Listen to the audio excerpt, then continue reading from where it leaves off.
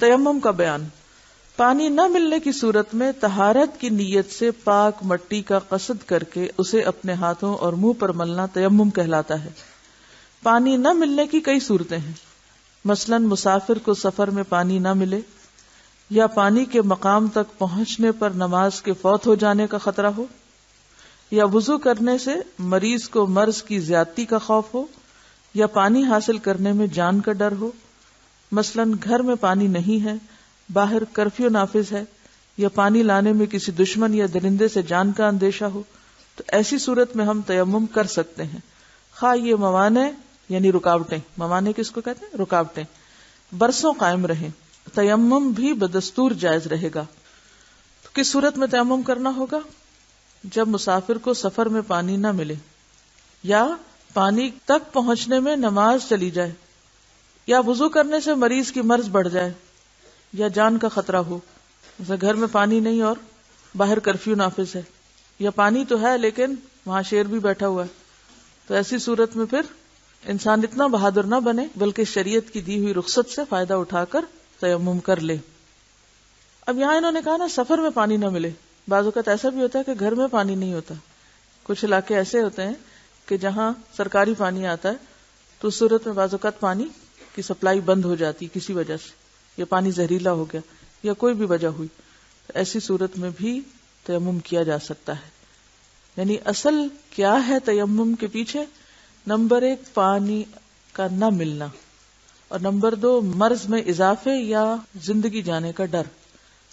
فرض ہو یا سنت ہو یا نفل ہو، کوئی بھی نماز ہو، اگر دوران نماز وضو نہ رہے تو نماز چھوڑ دیں. خواہ آپ آخری اتحیات پر ہی بیٹھے ہوں، سلام سے پہلے اگر وضو ٹوٹ گیا تو آپ کی نماز بھی چلی گئی. اب آپ کو دوبارہ ساری نماز پڑھنی ہوگی. یعنی آپ یہ نہیں کر سکتے کہ آپ نے 2 رکعت نماز پڑھی تھی، اتنے میں وضو ٹوٹ گیا، آپ گئے وضو کیا اور آ کے تیسری رکعت شروع کر دی. نہیں، شروع سے ہی نماز ہو. رسول اللہ صلی اللہ علیہ وسلم نے فرمایا السعید الطیب وضوء المسلم ولو الی 10 سنین. پاک مٹی مسلمانوں کا وضو ہے اگرچہ 10 برس پانی نہ پائے. یہ جملہ کیا ہے؟ حدیث ہے. کس کا فرمان ہے؟ رسول اللہ صلی اللہ علیہ وسلم کا. تو بات یہ ہے کہ یہ رخصت ہمیں کس نے دی کہ آپ سال ہر سال تیمم کر سکتے ہیں اگر پانی نہ ہو؟ رسول اللہ صلی اللہ علیہ وسلم نے خود دی ہے. کتنی بڑی دلیل ہے ہمارے سامنے. جنابت کی حالت میں تیمم یعنی ناپاکی میں تیمم. حضرت عمران رضی اللہ عنہ روایت کرتے ہیں کہ ہم رسول اللہ صلی اللہ علیہ وسلم کے ساتھ سفر میں تھے. آپ نے لوگوں کو نماز پڑھائی. جب نماز سے پھرے یعنی سلام پھیرا تو اچانک آپ کی نظر ایک آدمی پر پڑی جو لوگوں سے الگ بیٹھا ہوا تھا اور اس نے لوگوں کے ساتھ نماز نہیں پڑھی تھی. رسول اللہ صلی اللہ علیہ وسلم نے اس سے پوچھا اے فلاں، لوگوں کے ساتھ نماز پڑھنے سے تجھے کس چیز نے روکا؟ اس نے کہا مجھے جنابت پہنچی اور پانی نہ مل سکا، یعنی میں ناپاک تھا. آپ نے فرمایا تجھ پر مٹی لازم ہے، یعنی مٹی سے تیمم کرنا لازم ہے، بس وہ تیرے لیے کافی ہے. یعنی اگر پانی نہیں تھا، نہیں نہا سکے تو تیمم کر لیتے. حضرت ابن عباس فرماتے ہیں کہ سردی کا موسم تھا، ایک آدمی کو غسل جنابت کی ضرورت پیش آئی. اس نے اس بارے میں دریافت کیا تو اسے غسل کرنے کو کہا گیا. اس نے غسل کیا جس سے اس کی موت واقع ہوگی، ٹھنڈ لگ گئی ہوگی اس کو.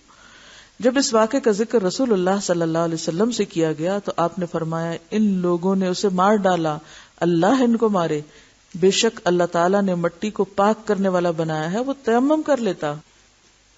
تو اس سے کیا پتہ چلتا ہے کہ سردی کا موسم ہو، پانی سخت ٹھنڈا ہو اور آپ کو یقین ہو کہ اس ٹھنڈے پانی سے آپ بیمار پڑیں گے اور بیماری زیادہ ہو سکتی، یا یہ کہ آپ پہلے سے ہی بیمار ہیں اور بیماری میں اضافہ ہو جائے گا، تو ایسی صورت میں اپنی جان کو ہلاکت میں ڈال کے وضو اور غسل جو ہے وہ درست نہیں، بلکہ اس کے برعکس کیا کرنا چاہیے؟ تیمم کر لینا چاہیے.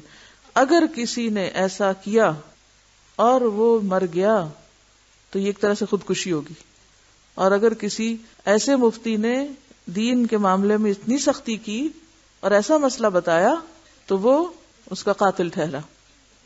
یہ عام نارمل ٹھنڈے کی بات نہیں ہو رہی ہے، سورج نکلا ہوا ہے، دھوپ ہے اور آپ کے یہاں ٹھنڈا پانی ہے تو میں تیمم کر لوں. یہ اس ٹھنڈ کی بات ہے کہ جس میں برف باری ہو رہی ہے باہر، یا یہ کہ سخت سردی کا موسم ہے، کوئی نہ سورج ہے نہ آگ مناسب ہے تاپنے کے لیے، سیکنے کے لیے، اور نہانے سے آپ کا جسم ایسا ٹھنڈا ہو جائے کہ آپ مرنے والے ہو جائیں یا آپ کی بیماری بڑھ جائے، تو وہ درست نہیں ہے. تو ایسی صورت میں وضو اور نہانے دونوں کے لیے تیمم کافی ہو جائے گا. حضرت عبداللہ بن عمر رضی اللہ عنہ نے فرمایا، اگر زخم پر پٹی بندھی ہوئی ہو تو وضو کرتے وقت پٹی پر مسح کر لے اور ارد گرد کو دھو لے. معلوم ہوا کہ اگر کسی کمزور یا بیمار آدمی کو احتلام ہو جائے اور غسل کرنا اس کے لیے ہلاکت یا بیماری کا موجب ہو تو اسے تیمم کر کے نماز پڑھ لینی چاہیے. نیز یہ بھی ثابت ہوا کہ زخم اور پھوڑوں وغیرہ پر مسح کر لینا درست ہے. محتلم یعنی احتلام والا، حائضہ اور نفاس سے فارغ ہونے والی عورتیں. نفاس کیا ہوتا ہے؟ بچے کی پیدائش کے بعد حیض ہی کی طرح خون کا جاری رہنا، جو عام طور پر اس کی مدت 40 دن ہوتی ہے، جس میں کمی بیشی اوپر نیچے ہوتا رہتا ہے. وہ شخص بھی یعنی نفاس سے فارغ ہونے والی عورت، وہ بھی وقت ضرورت تیمم کر کے نماز پڑھ سکتی ہے. یہ نہیں کہ ہر شخص تیمم شروع کر دے. مراد یہ ہے کہ ایک خاتون کو نہانا تھا، غسل واجب تھا، اب جس وقت وہ پاک ہوئی ہے نہانا چاہتی، اگر وہ رات کو سونے سے پہلے پاک ہوگی تو نہا کے سونا چاہیے. لیکن اگر وہ سمجھتی ہے کہ صبح میں پاک ہو رہی، نماز کا وقت ابھی داخل ہے، کیونکہ آپ کو معلوم ہے کہ اگر نماز کے وقت کے اندر آپ کا خون بند ہو جاتا ہے تو اس صورت میں کیا ضروری ہے؟ نہانا ضروری ہے، چاہے 15 منٹ نماز میں رہتے ہو یا 10 منٹ رہتے ہو. مثلا سورج غروب ہونے میں 10 منٹ ہے اور آپ صاف ہو چکے ہیں، تو اب آپ کو فوری طور پر نماز پڑھنی چاہیے. اب آپ کو یہ ہے کہ اگر میں نے نہانا شروع کر دیا تو 10 منٹ میں نماز نکل جائے گی، تو بہتر کیا ہے؟ آپ تیمم کر کے نماز پڑھ لیں اور پھر ساتھ ہی غسل کر لیں تاکہ اگلی نماز تک آپ پاک ہو جائیں. اگر آپ غور سے سنیں تو بہت سی چیزیں اسی میں ہی واضح ہو جائیں گی. اس وقت آپ کی بھرپور توجہ کی ضرورت ہے، ادھر ادھر دماغ بھٹکنے نہ دیں، کیونکہ یہ آپ کے پاک اور ناپاک ہونے کے مسائل ہیں جن میں غلو، افراط اور تفریط نقصان دہ. افراط اور تفریط کیا ہے؟ دونوں انتہاؤں کی طرف نکل جانا. یا تو یہ ہے کہ مصیبت کے مارے بھی نہاتے رہنا، اور یا یہ ہے کہ آپ سب کچھ ہوتے ہوئے بھی غفلت اور سستی برتیں. اور یہ دیکھیں کہ ہر انسان کی پھر اپنی سمجھ بھی اس میں ضروری ہے، کیونکہ کتنے بھی کوئی فتوے آپ کو دے دے، پھر آپ اپنے دل سے پوچھیں گے کہ اس وقت میں کس کام کے قابل ہوں، میں کسی بھی چیز کا بندوبست کیسے کر سکتی ہوں. مثلا پانی کتنے درجے کا ٹھنڈا ہے یہ کوئی نہیں آپ کو ٹیسٹ کر کے بتائے گا، نہ آپ کسی ڈاکٹر کو اس وقت کال کریں گے کہ آپ ذرا ٹیسٹ کیجئے مجھے بھی اور اس پانی کو بھی کہ کیا میں اب اس سے نہا سکتی ہوں اور میں مروں گی تو نہیں اس سے نہا کے. یہ آپ کو خود ہی دیکھنا ہوگا، کیونکہ ہر انسان اپنی ذات کو، اپنے حالات کو، اپنے مزاج کو خود زیادہ بہتر سمجھتا ہے، اور ہر انسان کا معاملہ اللہ کے ساتھ ہے. اس لیے اس معاملے میں سب سے بہتر مفتی اپنے لیے آپ خود ہیں. دین کی حدود جان لیجئے کہ رخصتیں کہاں ہیں اور پابندیاں کہاں ہیں، کہاں آپ رخصت کے تحت آتے ہیں اور کہاں آپ کو مشقت کر کے پابندی بھی کرنی ہے شریعت کی.